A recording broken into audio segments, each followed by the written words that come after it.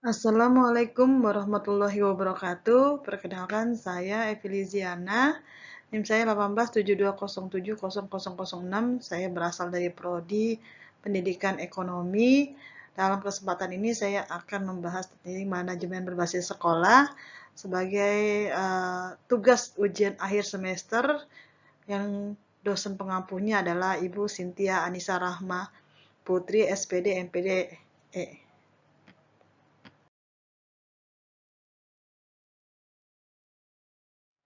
Manajemen berbasis sekolah menurut Depdiknas tahun 2003 adalah model manajemen yang memberikan otonomi lebih besar kepada sekolah dan mendorong pengambilan keputusan bersama atau partisipatif dari semua warga sekolah dan masyarakat untuk mengelola sekolah dalam rangka meningkatkan mutu pendidikan berdasarkan kebijakan pendidikan nasional.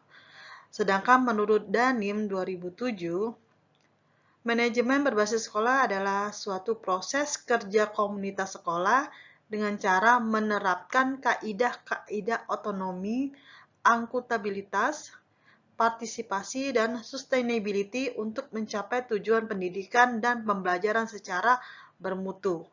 Sedangkan menurut Mulyasa tahun 2006, manajemen berbasis sekolah adalah konsep yang menggambarkan perubahan formal struktur penyelenggaraan sekolah sebagai suatu bentuk desentralisasi yang mengidentifikasi sekolah itu sendiri sebagai unit utama peningkatan serta bertumpu pada redistribusi kewenangan pembuatan keputusan sebagai sarana penting yang dengan peningkatannya dapat didorong dan dipotong.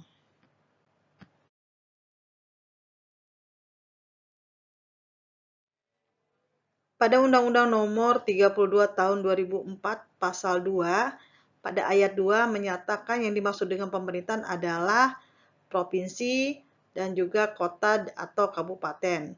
Dan di ayat 3 Pasal 2 Undang-Undang Nomor 32 tersebut menyatakan kalau pemerintah daerah menjalankan otonomi seluas-luasnya kecuali urusan pemerintahan yang menjadi urusan pemerintah, dengan tujuan meningkatkan kesejahteraan masyarakat dan pelayanan umum serta daya saing daerah.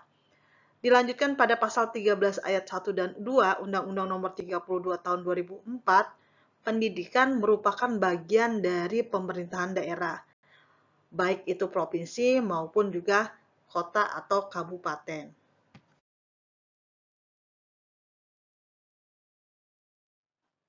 Dalam manajemen berbasis sekolah, ada konsep dasar dalam pelaksanaannya untuk mencapai tujuan yang diharapkan. Yang pertama adalah konsep otonomi. Otonomi adalah kewenangan sekolah dalam mengatur dan mengurus kepentingan sekolah dengan tujuan untuk menciptakan mutu pendidikan yang baik. Yang kedua adalah kemandirian. Kemandirian adalah langkah dalam mengambil keputusan tidak tergantung pada birokrasi yang sentralistik dalam mengelola sumber daya yang ada, mengambil kebijakan, mengambil strategi, dan metode dalam memecahkan persoalan yang ada, sehingga mampu menyesuaikan dengan kondisi lingkungan dan dapat memanfaatkan peluang-peluang yang ada. Kemudian konsep yang ketiga adalah demokratis. Demokratis adalah keseluruhan elemen-elemen sekolah yang dilibatkan dalam menetapkan, menyusun, melaksanakan, dan mengevaluasi pelaksanaan untuk mencapai tujuan sekolah demi memungkinkan tercapainya pengambilan kebijakan yang mendapat dukungan dari seluruh elemen-elemen sekolah.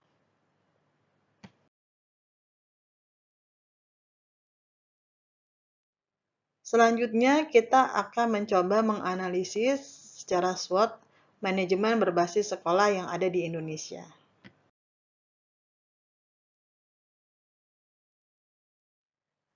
Adapun yang akan kita analisis yang pertama adalah kurikulum dan proses pembelajaran. Pada kurikulum dan proses pembelajaran, kekuatannya atau strength-nya berada pada adanya rancangan pembelajaran dan kegiatan 1 tahun kemudian. Pengembangan kurikulum yang terus-menerus berstandar nasional, kemudian kurikulum sekolah yang berdasarkan kebutuhan siswa dan tenaga pendidik, kemudian adanya pengawasan dan evaluasi berkala bagi tenaga pendidik dan serta tenaga kependidikan. Kemudian weakness atau kelemahannya adalah minimnya tenaga profesional, kemudian tidak disiplinnya guru, dan merangkapnya job atau jabatan sebagai guru serta tenaga pengelola. Sedangkan untuk opportunities atau peluangnya adalah tersedianya banyak pelatihan dan jenjang karir yang bisa dilakukan oleh guru, kemudian adanya kepastian status bagi guru-guru honor, pengajuan bantuan beasiswa, dan sekolah gratis bagi warga negara Indonesia. Sedangkan ancamannya dalam kurikulum proses pembelajaran adalah keterlambatan informasi dan tidak mengertinya teknologi, kemudian terjadinya perubahan kurikulum tanpa adanya pelatihan bagi guru bidang studi, kemudian kurangnya bantuan pihak keluarga dalam kesuksesan proses pembelajaran, khususnya bagi pemberian tugas rumah bagi siswa yang ada.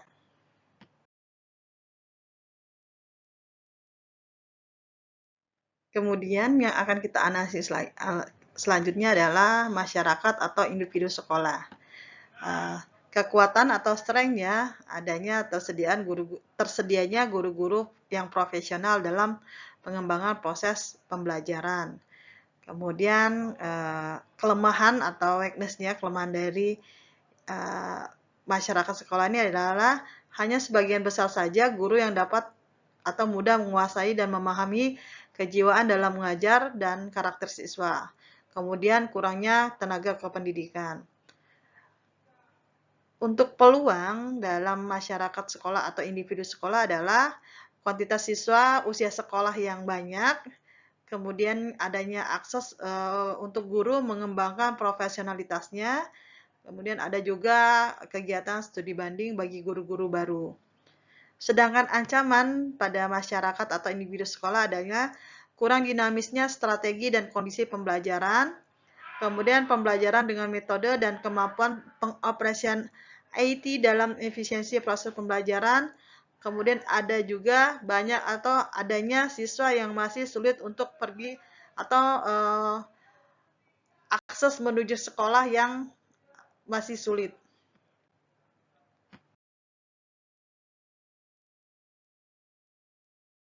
Selanjutnya adalah keuangan yang akan kita analisis secara SWOT. Yang pertama, kekuatan atau strength-nya. Jadi, secara keuangan, pendidikan itu mendapatkan porsi 20% dalam dana APBN. Itu merupakan jumlah yang tidak sedikit untuk pengembangan pendidikan di Indonesia. Kemudian, yang menjadi kelemahannya adalah birokrasi yang sulit dalam proses penggunaan dana untuk kegiatan sekolah tersebut. Kemudian masih kurangnya tenaga bendahara yang memahami tentang teknologi. Kemudian ada peluangnya itu apabila si pengelola keuangan ini mempunyai atau memiliki teknologi atau menguasai teknologi, maka akan mempermudah dalam proses pelaporan dan juga penggunaan dana sekolah. Kemudian ancamannya adalah apabila keuangan ini tidak mencapai atau tidak bisa diterima oleh sekolah, maka kegiatan sekolah akan sangat terganggu. Dan ini juga mengakibatkan tujuan dari pendidikan itu pun akan sulit tercapai.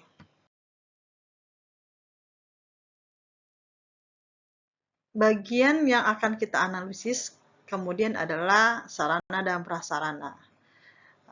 Sarana dan prasarana di dalam pendidikan di Indonesia mempunyai kekuatan apabila sekolah tersebut sudah berdiri lama, maka biasanya sarana dan prasarananya sudah memadai, dan ini bisa digunakan oleh peserta didik yang memang bersekolah di sekolah yang sudah lama atau yang sudah memiliki sarana prasarana yang lengkap. Kemudian kelemahannya adalah untuk sekolah-sekolah baru dan sekolah-sekolah yang di pelosok, untuk mendapatkan sarana dan prasarana itu sangat sulit, apalagi terkendala dengan jaringan internet ataupun teknologi yang kurang. Karena pada masa sekarang ini pengajuan bantuan sarana dan prasarana menggunakan teknologi. Kemudian untuk peluang atau opportunity-nya bagi sekolah-sekolah baru yang memiliki teknologi dan juga sekolah-sekolah yang sudah memiliki sekolah-sekolah yang ada di daerah dan memiliki fasilitas internet dan teknologi bisa mengajukan bantuan sarana dan prasarana tanpa harus mendatangi kantor-kantor pemerintahan setempat. Kemudian ancamannya yaitu tadi kurangnya akses internet dan juga kurangnya pengetahuan teknologi itu akan menghambat atau menjadi ancaman bagi sekolah untuk mendapatkan bantuan sarana dan prasarana.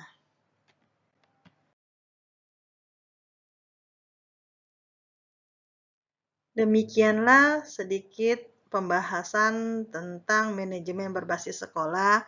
Semoga bermanfaat. Mohon maaf apabila ada kesalahan. Terima kasih. Wassalamualaikum warahmatullahi wabarakatuh.